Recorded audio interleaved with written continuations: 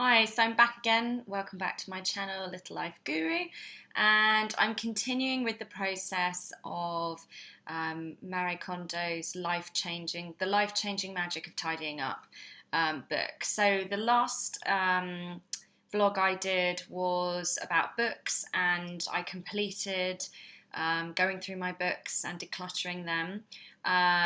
Note to remind you, I completely forgot about cooking books because I keep them in a separate part of the house, which now I know I probably need to move them to be with the other books, because the idea that is, from what she says in her book, that all like things need to be grouped together. Not only does it make it easier when you come to decluttering, but I guess it's a visual reminder of how much stuff you own. It's easy to forget you've got an additional 10 books in the house if they're not in the same bookshelf, or kept in the same area. So I only realised that like a week after I'd finished doing all my books. So I went through them yesterday and got rid of half. I think I had 20, no, 1, 2, 3, 4, 5, 6, 7. Then I got rid of about 7 or 8, so yeah, about half. And last week I started moving on. As soon as I'd finished doing my books, I moved on to paperwork, which is the next section of the book. Her sort of philosophy is that, if I can paraphrase here, is that really you should get rid of everything. If you could get rid of everything, she would want you to. But obviously there's things like birth certificates, home insurance, if you don't have it stored online, some sort of key things, banking stuff that you need to keep. But she said, why would you keep statements from, last year or even earlier in the year? All it does is sort of remind you what you've spent. If you're aware of what you've spent and you've made your payments for, say, your credit card bill or any other kind of accounts you have that you need to pay off monthly, then you don't need to keep it. There's nowadays it's so easy to print off your bank statements or to get information from banks if for any reason you ever needed to kind of have your last 3 years worth of bank statements, which you wouldn't. And don't worry about that for when you're, if you're looking to buy somewhere, which is something that I'm hoping to do this year. They only ever want the last 3 months bank statements, and only from sort of the bank account that you have your most transactions in, so whatever your salary goes into, and they want to see what you spend, how you spend your money. The same goes for Payslips. I'd kept almost every payslip from my very first job when I was 18 through to now, when I'm not going to say, but obviously not 18 anymore, and it was amazing. There must have been hundreds, literally hundreds of pay slips. I mean, it was quite funny seeing what I used to earn, or places I'd forgotten I'd even worked in, maybe for a summer or something. So I literally got rid of as much as I could. I got rid of bank statements, I got rid of pay slips, I got rid of old car insurance that I'm not even with anymore. I still had the policy documents. I got rid of everything other than, like, for my banks, the only thing I kept was like my security numbers or login guide for telephone banking or online banking, and my checkbook, and obviously my cards, and that was it. So the one thing that was really helpful that she did say was about manuals and how we keep manuals to things. And we're never going to look at them, and we're never going to refer to them, and you can actually get most manuals electronically online now. I had a manual for a vacuum cleaner that we got rid of 3 years ago. So, it just goes to show how much crap we keep. And we all hate paperwork. I hate paperwork. I hate filing. And actually now it's so easy because I file so little. As soon as a bank statement comes in now, I look at it, great, fine, spent that much money, okay, that's fine, and then I just rip it up and I get rid of it, or shred it, ideally. Altogether, I think I had about 3 bin bag liners, black bin bag liners worth of paperwork. quite scary, really, to think that I was storing that in my home. No wonder why I was feeling kind of overwhelmed with all the stuff we had, and I could never fit it all into one filing system. She's got loads of really useful tips in there. I've done my personal paperwork. And I basically got to do business paperwork and all my music business paperwork. There are things that I need to keep, but I'm a lot clearer on what I need to keep, like all my contracts, my royalty contracts, my management contracts, stuff like that could be stipulated at a later date. But otherwise, I've got rid of so much stuff, and I feel so good for it. So I've got about another half to go. And I'm a lot clearer in my mind of what I need to keep and what I don't, because I think that's half of the worry is that you're worried you're going to throw away something that you can't replace. Just like with the books, just like with the clothes,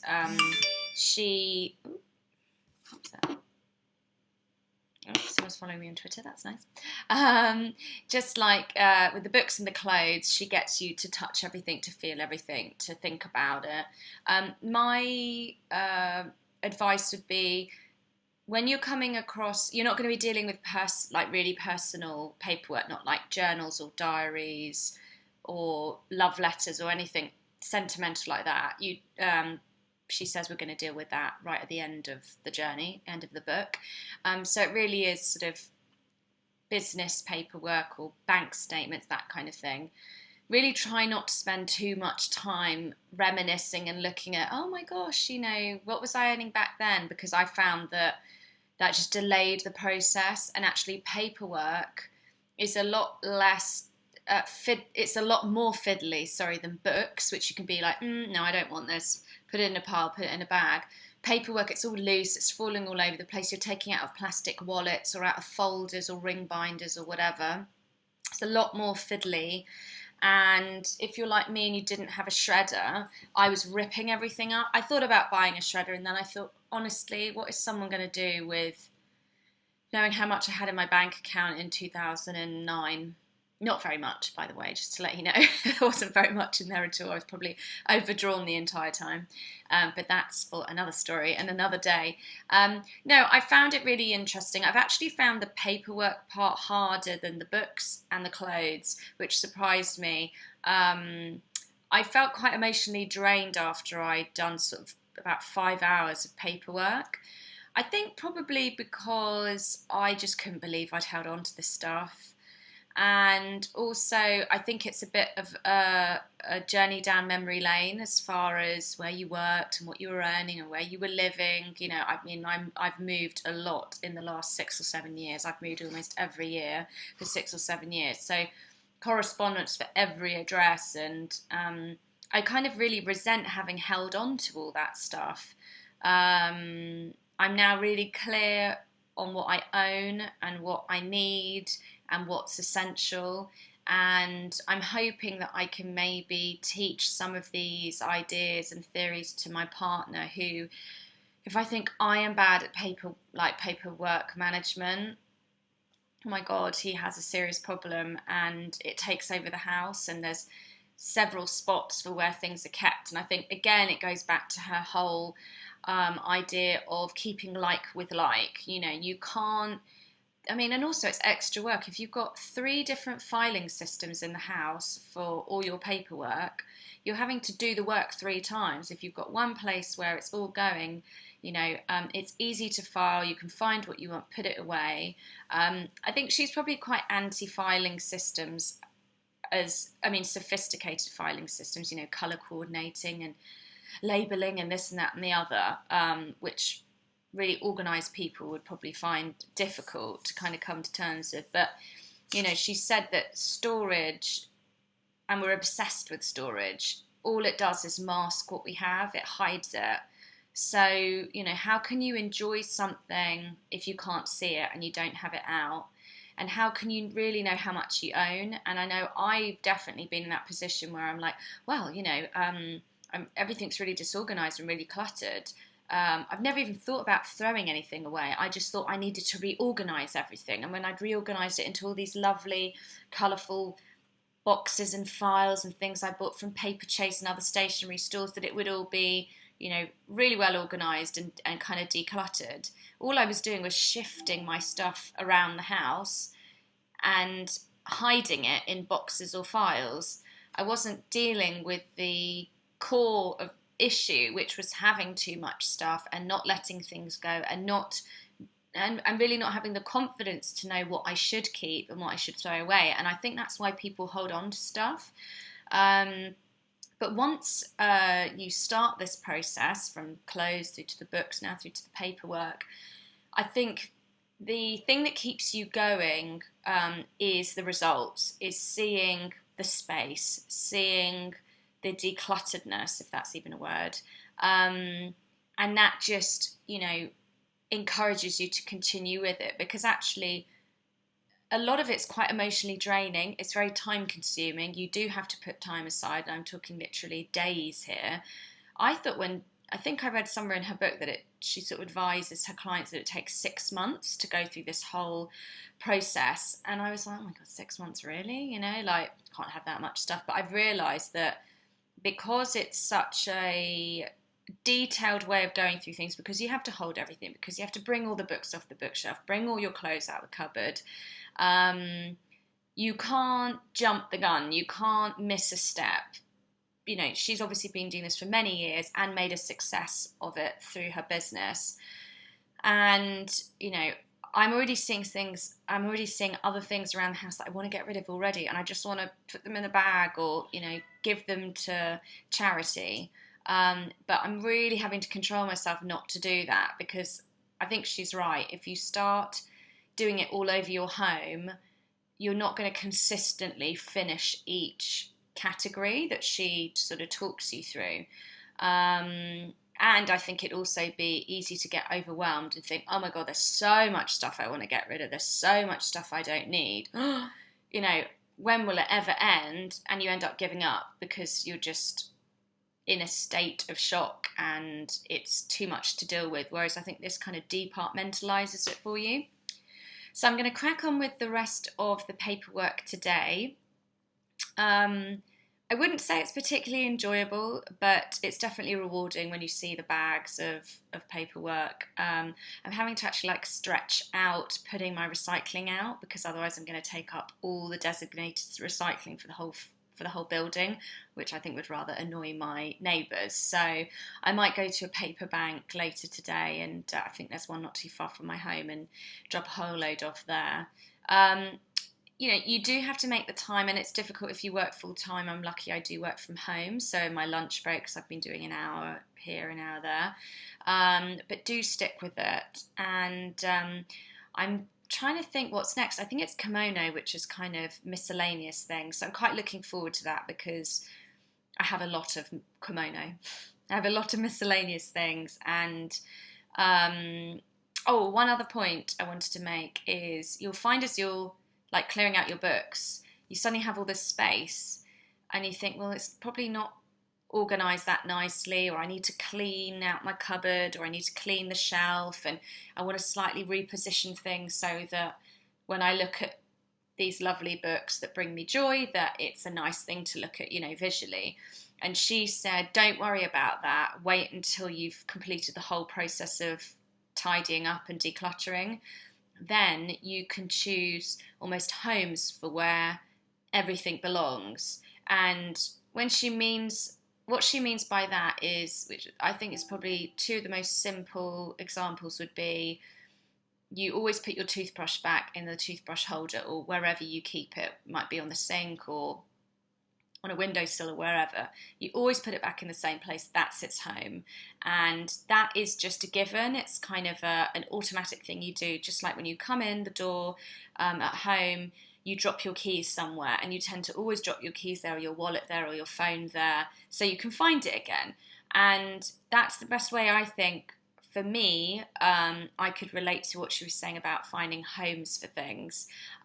So I'm really looking forward to actually waiting till the process is finished, knowing I'm going to have so much more space in my house that I can actually arrange my things in a really nice way, which means every day when I open my cupboard, I'm like, oh, I love my clothes. What am I going to wear today? And I'm in a great mood. And when I come home from work, she talks about the process of, putting your keys away, taking all your things out of your bag, putting your coat away, undressing, getting into something comfortable. I realised actually that process of putting things away when you get home is what helps you disconnect from work and your day and reconnect with being at home. And it makes you focus and kind of calm yourself down. And I've been doing that now when I come in, is rather than just dumping my stuff as soon as I come in, I actually put away my shoes, put away my coat, put my bag in my sort of designated area where I keep my bag. Everything's away. I then don't have to deal with it later in the night when I come to going to bed and like, oh, my shoes are on the floor, oh, my bag's on the bed, oh, my coat's on the bed still, and you're too tired, so you end up chucking it on a chair or not putting it away and not appreciating these really nice things you've worked hard for and bought with your own money, and you should be looking after them. So I found that bit of the book really good, and I think the whole process of decluttering is also about reconnecting with what you own, your choices. You know, when you get rid of all your paperwork and your books and other things, you'll realise that, you know, well, either people bought you those things or you consciously made a decision to buy those items. And I think it makes you a lot more thoughtful about when you do go to buy anything else, you'll be really clear on what you need, what you have, what you don't have, what you need something new of, because your white t-shirt that you love is now looking a bit sad and needs to be either given to charity or, you know, thrown away. And the weird thing is that I've actually bought nothing for the home. I think I bought one pair of black shoes for myself because I got rid of 2 or 3 that were just knackered. And I thought, I will now go and buy myself a really nice pair of black patent leather, high sort of court shoes, pumps as they're called, for myself. And I love them and I use them. But other than that, I have bought nothing in this past 4 weeks I've been doing this. And I've not felt any desire to buy anything, which is really interesting. No clothes, no items for the house, no jewellery, no makeup, nothing.